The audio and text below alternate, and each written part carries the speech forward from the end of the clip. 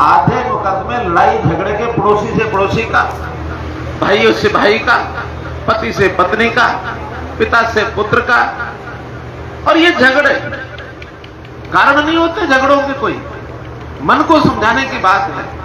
ये जो लोभ है, इस लोभ में एक ये 2 एकड़ जमीन है, इसमें से 1-1 एकड़ बटनी है, तो कहीं वो जो दौड़ होती है जिसको हम मेड़ कहते हैं, वो अगर 1 फुट इधर से उधर हो गई, उसी में झगड़ा खड़ा होगा।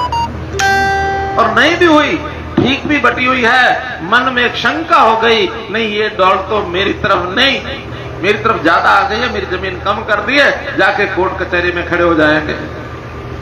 2 आदमी बोल रहे हैं, बोलते बोलते एक ने थोड़ी ऊंची आवाज कर दी तो दूसरा तड़के खड़ा जाता, तीसरा थप्पड़ मारने के लिए तैयार हो जाता, चौथा उसको और पुलिस स्टेशन में, थाने में जाकर के रिपोर्ट लिखाने के लिए तैयार हो जाता।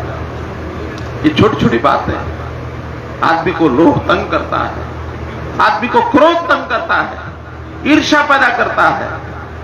तो इस प्रकार की सारी चीजों को अगर हम संतों के चरणों में बैठे के विचार करेंगे तो जीवन में शुद्धता आती है। और ये संतों का बहुत बड़ा एक रोल है अपने देश में, समाज में। संतों ने देश को जागरण करने के लिए आदिकाल से बहुत बड़े बड़े काम किए हैं। अब देखते हैं आदि गुरु शंकराचार्य जी ने देश भर का भ्रमण किया और देश के 4 अलग अलग कोनों में 4 मठ स्थापित किए।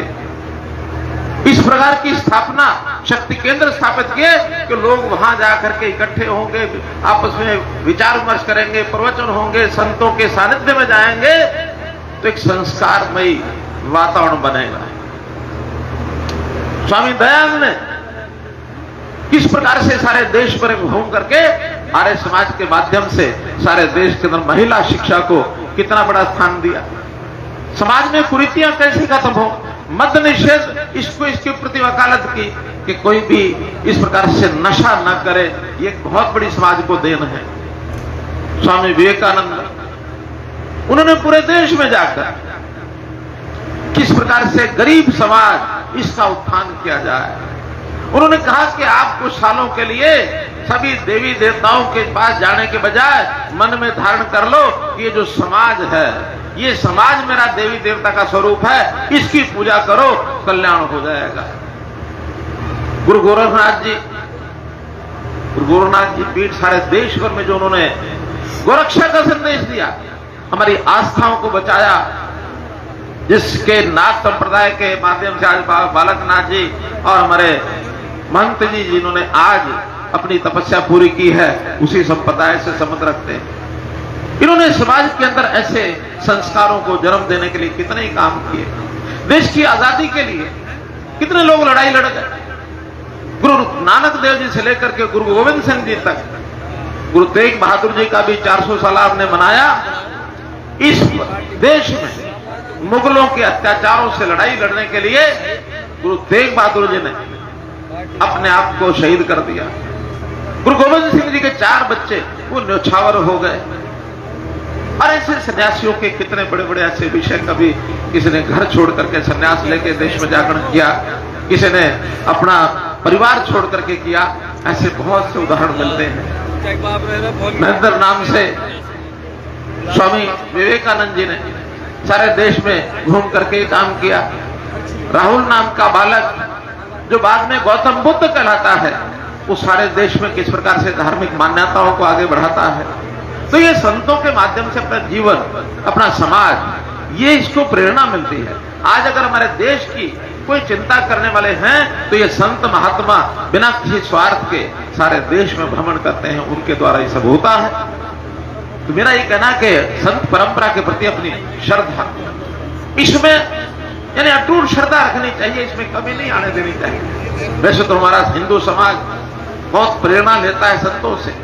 आश्रम होते हैं, उन आश्रमों में जाकर के अपना शीश नमन करता है, वहां किसी प्रकार की व्यवस्था करनी, सब व्यवस्थाएं करते हैं। लाखों लोग पहुंचते हैं कुंभ के मेले में, वहां भी श्रद्धालु जाकर के सारी व्यवस्थाएं करते हैं। कितने बड़े बड़े आयोजन होते हैं, कोई निमंत्रण नहीं जाता उनको, बिना निमंत्रण के और ऐसे बड़े बड़े आयोजन ये सब होते हैं। ये हमारी समाज की ताकत है। इस समाज की ताकत को बना के रखना है। इस पर कोई अगर चोट पहुंचाता है, उसके प्रति डट करके खड़े हो जाना है। हमारी संत परंपरा के सिस्टम पर चोट कोई नहीं पहुंचाएगा। हम डट करके मुकाबले में खड़े होंगे। हम इस संस्कृति को बचाने के लिए, विचार को बचाने के लिए हमेशा अग्रिम पंक्ति में खड़े रहेंगे। मुझे कुल मिलाकर के आज इन सब विषयों को लेकर इससे ज्यादा कुछ नहीं कहना। मैं तो इतना ही कहूंगा कि आज के इस आयोजन के माध्यम से इस इलाके में एक जागरण आया है, जागृति आई है।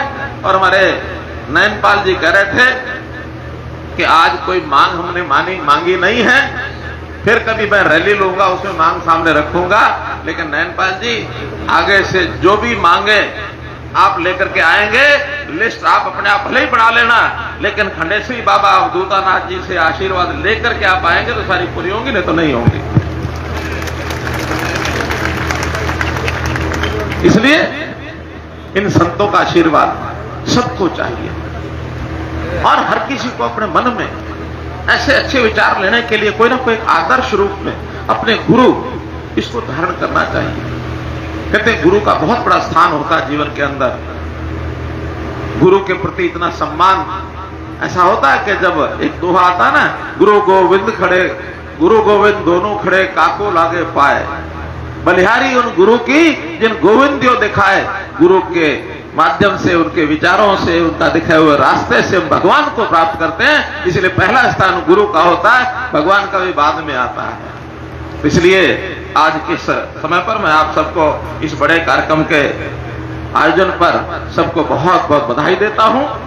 और जहां तक इस गांव के नाते कुछ बातें मुझे ध्यान कराई गई हैं, जो अभी एक विषय तो नयनपाल जी ने कहा कि यहाँ जो हमारा सरोवर है, ये सरोवर पनेड़ा गांव का सिद्ध सरोवर, इसको अच्छा कैसे बनाया जाए, इसको शुद्ध कैसे किया जाए, यहाँ इसकी चार दीवारी यानी जो स्पोर्ट वॉल होती है उसको बनाया जाए, यहाँ पार्क विकसित किया जाए, पानी की शुद्धता होगी तो गांव को इसका उपयोग भी होगा।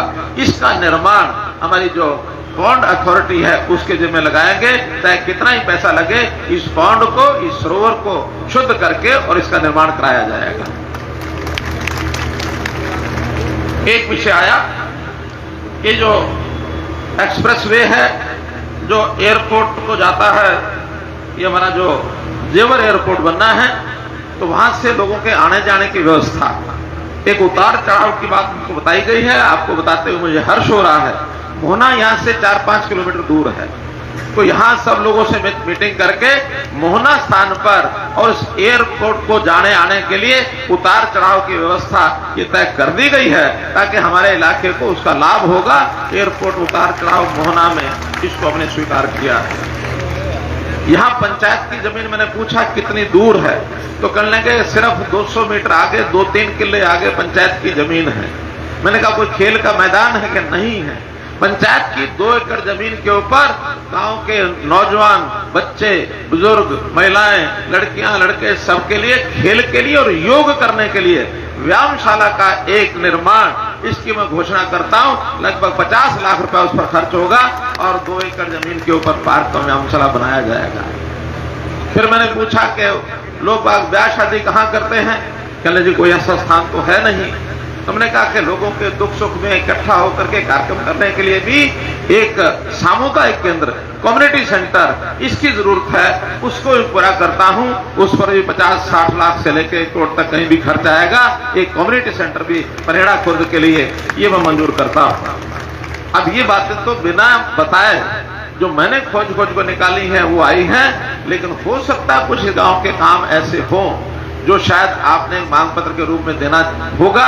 लेकिन सबने कहा कि आज कोई राजनीतिक मंच नहीं है, केवल संतों के आशीर्वाद के लिए आज हम आए हैं। फिर भी आपके कोई भी काम हो, नयनपाल जी के माध्यम से आप भेजेंगे तो निश्चित रूप से अगली जो भी योजना बनेगी, पैसों की कोई कमी नहीं है। जो कहेंगे वो सारा पूरा करेंगे, ये मैं आपको विश्वास दिलाता हूं। बहुत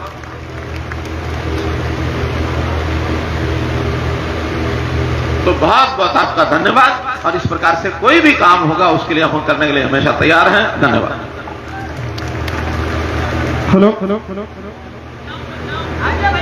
और बहुत बहुत धन्यवाद माननीय मुख्यमंत्री महोदय का। मैंने तो कुछ मांगा ही नहीं था, माननीय मुख्यमंत्री जी मुझे बैठे बैठे कुछ पूछ लिया, मैंने बता दिया। माननीय मुख्यमंत्री जी, ये पंडित लेखराम जी जो नीचे से शोर कर रहे थे, ये पिरथला से है। एक बार आपसे मिलना चाहते हैं। लेखराम जी आ गया जो माननीय मुख्यमंत्री जी, ये लेखराम जी मिलने के लिए उतारू से आपसे, तो प्लीज ये मिलेंगे, पुराने कार्यकर्ता भाजपा के। बस इतनी सी इनकी चाहत थी। बहुत बहुत धन्यवाद आप सबका, बहुत बहुत धन्यवाद। बोलो गुरु महाराज की।